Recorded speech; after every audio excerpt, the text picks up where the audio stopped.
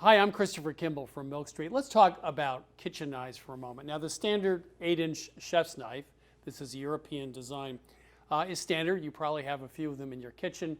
And there's nothing fundamentally wrong with this knife. If you have a little bit of experience, you can do almost anything with it. The problem is, in the last 100 years, these knives have gotten heavier and bulkier, and the thickness of the blade has gotten bigger and bigger, so you have a big, blunt instrument. Now, in the hands of Jacques Pepin, that's fine.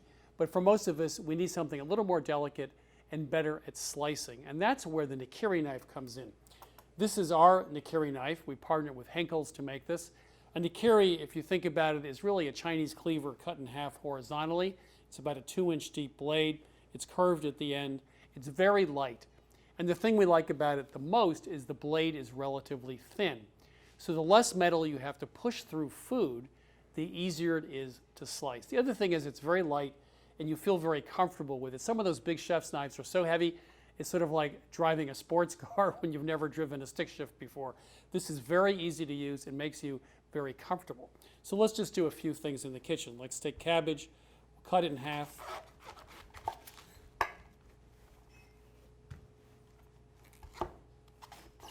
Cut it into quarters. And then we'll cut out the core, which is right there. And now we'll just slice it as if we were making coleslaw. Now, a lot of people, when they use a knife like this, they saw back and forth, or they just push through. Let's get rid of the edge here. But what you want to do is slice like this. And this knife, because the blade's so thin, you will actually cut through the cabbage very easily. I'm applying really no effort whatsoever. So the Nakiri is fabulous. In fact, they're designed for slicing vegetables. One of the things we do every time we cook, almost every time, is to chop up or slice onions. And most people spend a lot of time in the kitchen doing this, and that's one reason people sometimes don't like to cook. So we peel it, we cut it in half, pole to pole. A lot of people suggest, and I said this for years, that you cut through horizontally first. Those are hard cuts to make, and they're dangerous. So here's a new way to do it. Take the knife, and you're going to put this part of the blade into the onion like this at an angle with the tip up. You're going to put your knuckles up against it and slice down. So you're slicing like this. You make a series of parallel cuts.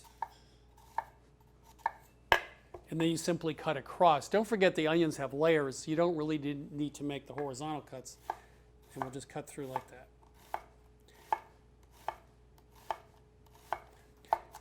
So the Nakiri is particularly good at this. The thing I like is the blade will get caught up in that onion right away. It's not going to slip and slide. As I said, it's a light blade. It's easier to manage. There are lots of ways to do apples. Here's the way I like to do it. It's very simple, especially if you're doing an apple pie. Make one cut like that. You don't have to core it with a corer. And now you can slice it. So if you want to spend more time cooking and eating and less time prepping, we strongly suggest you buy the Japanese vegetable knife called the Nakiri. It makes your life much easier and makes your prep time much faster.